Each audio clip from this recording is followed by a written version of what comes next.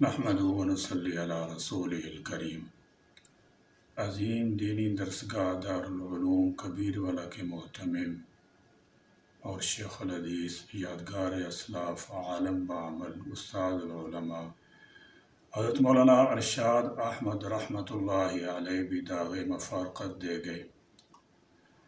حضرت والا علمی دنیا کی ان ممتاز شخصیات میں شمار کیے جاتے تھے جنہوں نے اسلاف کی یادوں اور روایات کو زندہ اور تابندہ رکھا۔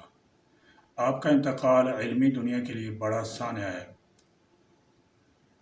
اللہ تعالیٰ جل شانہ بطفیل حبیب کریم صلی اللہ تعالیٰ علیہ وسلم حضرت رحمہ اللہ کو اپنی جوائے رحمت میں جگہ عطا فرمائے اور پسماندگان کو صبر جمیل عطا فرمائے۔ علماء کے اٹھنے سے ہی علم اٹھ جاتا ہے۔ نبی رحمت سید الاولین والآخرین صلی اللہ تعالی علیہ وسلم کا ارشاد گرامی ہے، وَلَٰكِن يَقْبِضُ الْعِلْمَ يَقْبِضُ الْعُلَمَاء۔ میرا ممبر مسند تدریس پہ اداسی چھا جاتی ہے اور محافل علم ویران ہو جاتی ہیں۔ جس طرح انسانی جسم کی بقا کے لیے روح ضروری ہے، اس طرح اس کائنات کی بقا کے لیے علماء کا وجود ضروری ہے۔ اس دنیا میں جب تک علماء موجود رہیں گے یہ نظام چلتا رہے گا۔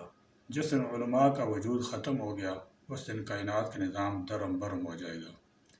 حضور کریم صلی اللہ تعالی علیہ وسلم نے قیامت کی نشانیوں میں سے ایک نشانی علم کا اٹھ جانا بتایا ہے، اور یہ بھی بتایا کہ علم علماء کے فوت ہو جانے سے ختم ہوگا۔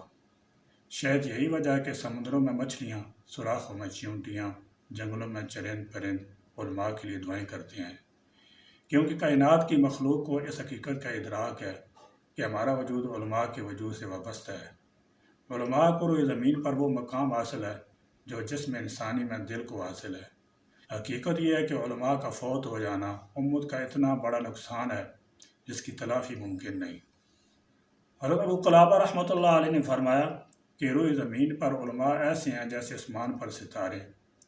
بحر و بر میں رات کی تاریکی میں لوگ ستاروں کو دیکھ کر اپنی سمت کا تعین کرتے ہیں، اور اگر ستارے چھپ جائیں تو لوگ سیدھے راستے سے بھٹک جاتے ہیں۔ یہ وہ حضرات ہیں جو فراق سے نکل کر وصال کی دنیا میں پہنچ گئے اور دکھ اور غموں کی وادی سے نکل کر آرام اعزاز کی جنت میں جا اترے۔ موت آئی اور انہیں اعزاز کے ساتھ محبوب کے پاس چھوڑ آئی۔ وہ خوشی خوشی چلے گئے، پیچھے والے روتے تڑپتے رہ گئے۔ یہی ماضی میں بھی ہوتا رہا ہے، یہی حال میں بھی ہو رہا ہے، اور یہی مستقبل میں بھی ہوتا رہے گا۔ وآخر دعوانا الحمدللہ رب العالمین۔